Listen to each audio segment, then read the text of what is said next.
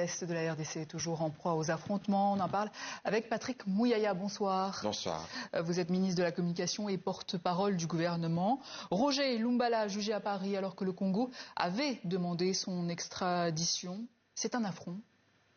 Bon, écoutez, il y a mon collègue de la justice qui se charge du dossier. Le moment venu, on pourra évidemment communiquer.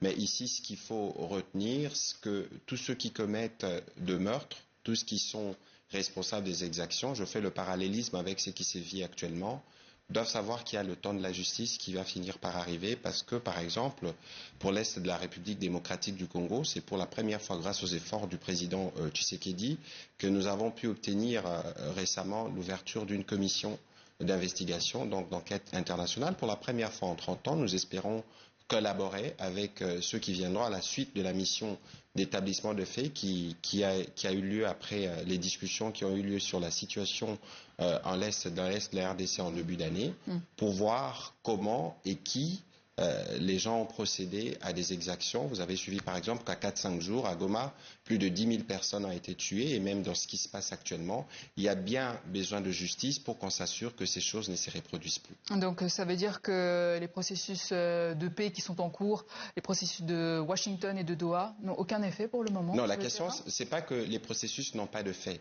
Ici, nous parlons spécifiquement de la question de la redevabilité de la justice, à ne pas confondre avec les processus qui se tiennent au plan diplomatique, parce que les responsables de ces crimes de guerre, de ces attaques contre les hôpitaux, de ces attaques contre les camps des déplacés, doivent en répondre parce que c'est des crimes imprescriptibles. Mais pour le reste, nous sommes engagés d'ailleurs dès le début de ce conflit sur 5 fronts. Il y a évidemment un front militaire, un front diplomatique, un front économique, un front judiciaire et un front médiatique, parce que nous avons sérié tous les problèmes. Et aujourd'hui, à la suite de la résolution 2773 et de la mobilisation internationale sur le sujet, nous sommes plutôt sur le plan diplomatique et à Washington, nous connaissons de progrès comme à Doha, nous sommes dans les deux processus en phase d'atterrissage et nous espérons que cela arrive vite parce qu'il faut vite desserrer les taux et apporter les secours qu'il faut à nos populations qui sont dans des conditions humanitaires très difficiles. Donc ça veut dire que le volet politique qui est en cours et économique également n'ont pas forcément d'impact direct sur le terrain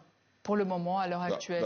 Écoutez, nous créons les conditions qui permettront d'avoir des progrès sur le terrain et je crois que la dernière réunion qui a eu lieu à Washington a donné plutôt des signaux plus clairs. En tout cas, pour nous, c'était clair qu'on ne peut pas parler économie, on ne peut pas parler développement de la région tant qu'il n'y a pas de stabilité qu'on puisse vérifier.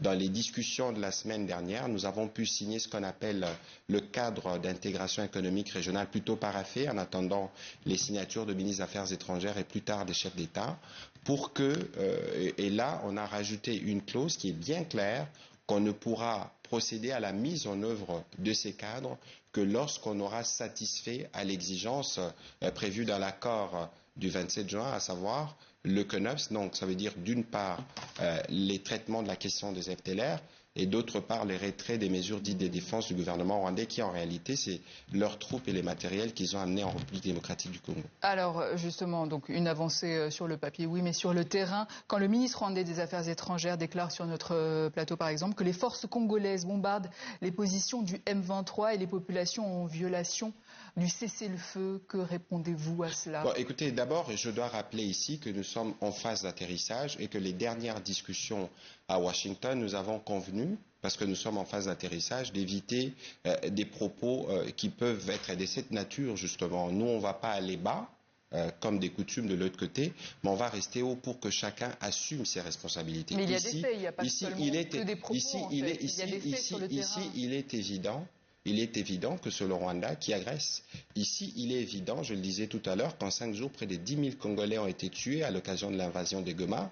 Et nous savons depuis, vous suivez quotidiennement la situation dans l'Est, qui tue, qui gouverne par crime. Je ne voudrais peut-être pas faire la litanie des crimes qui sont commis, mais ici, c'est qu'il faut savoir, il y a un pays